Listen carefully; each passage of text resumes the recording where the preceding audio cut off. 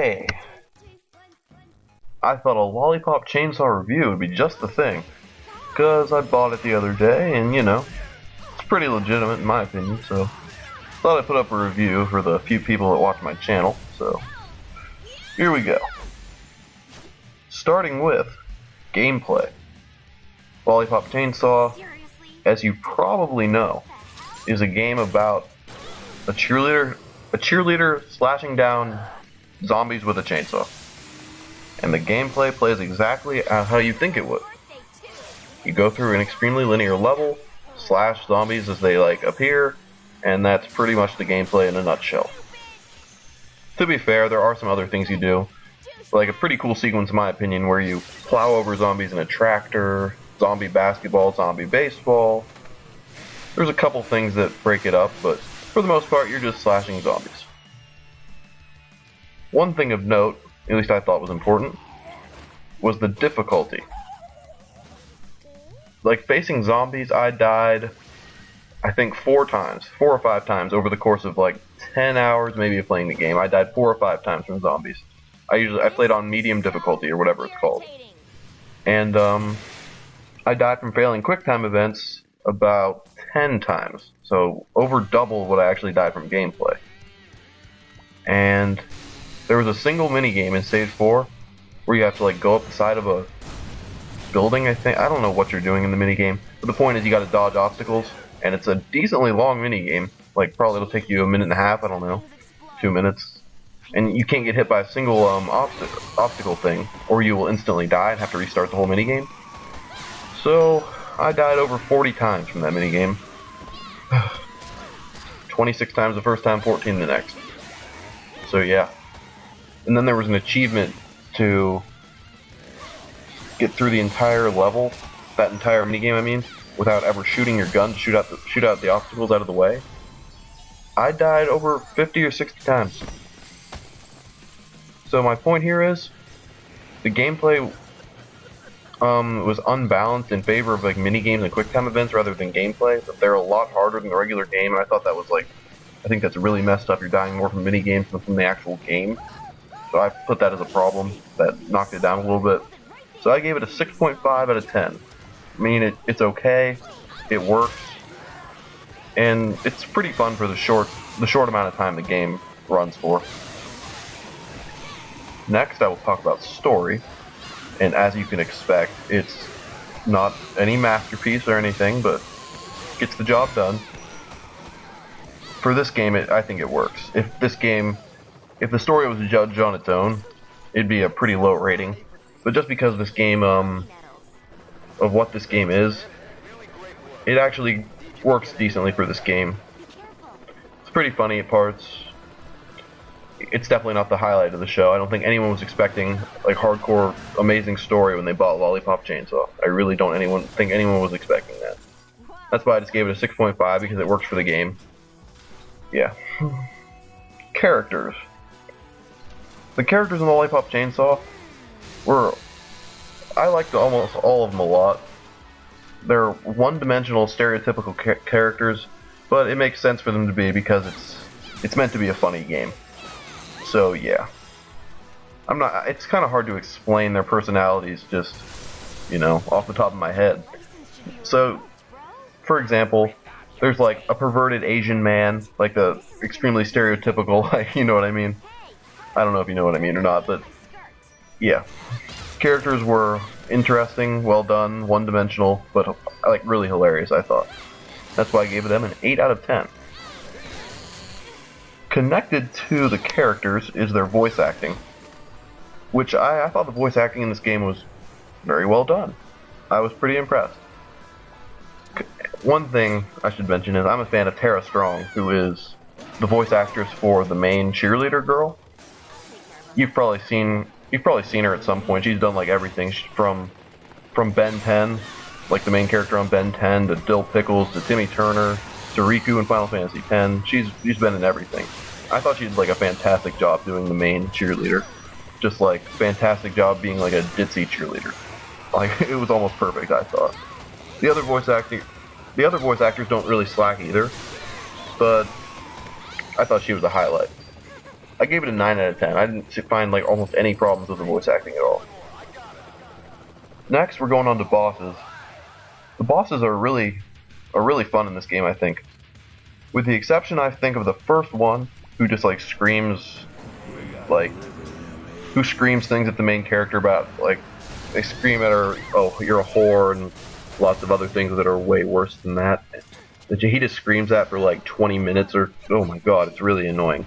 But other than him, I liked almost all of the bosses, and they're all pretty well done because they're all based on a different form of music. Like there's one for punk rock, and there's one for like disco/funk, and then the final boss, spoiler, is a gigantic fat zombie Elvis, which I thought was pretty interesting.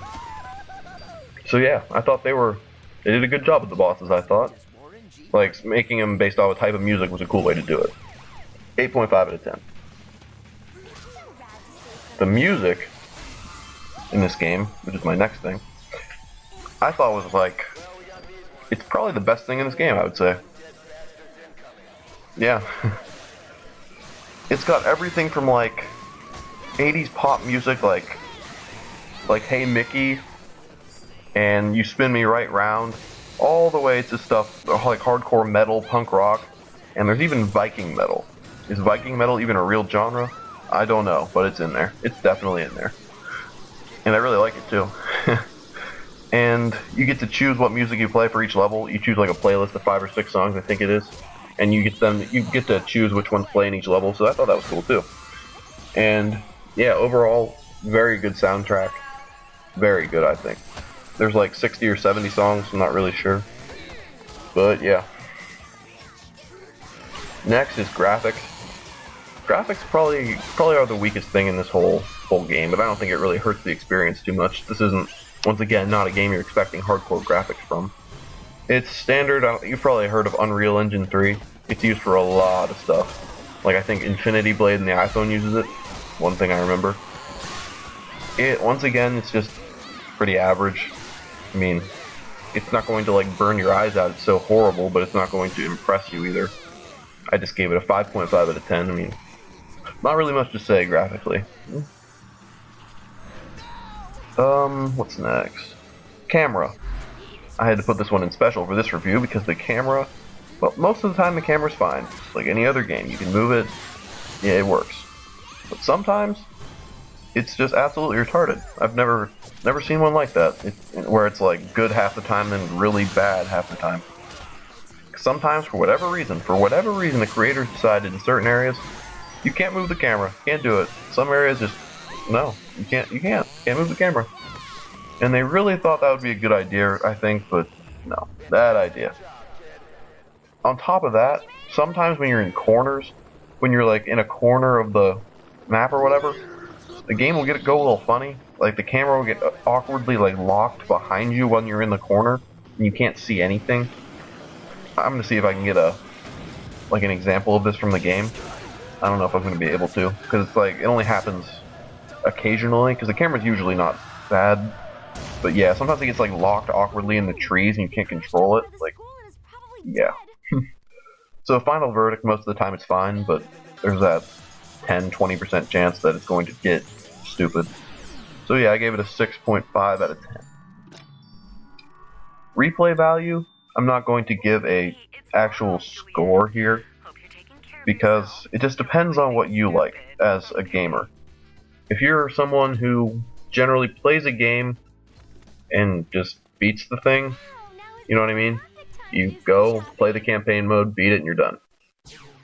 There's almost no reason for you to actually buy this game. There's like no reason at all. Because it's like a 5 to 6 hour game. Like one playthrough.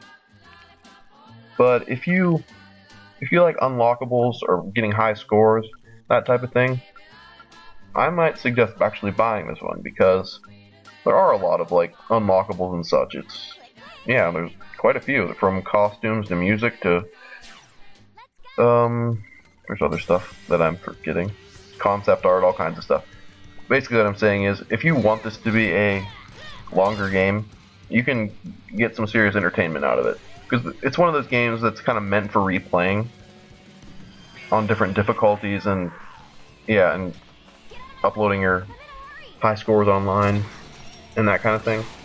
It's kind of meant for replaying. But if you're not that kind of person that replays games like that, I'm usually not either, but I actually found a reason to replay Lollipop Chainsaw a couple times. If you're not the kind of person that doesn't... What am I trying to say here? Basically what I'm trying to say is, if you just beat the game once and you're done, do not buy this game. And I wouldn't recommend buying this game right now at $60, actually.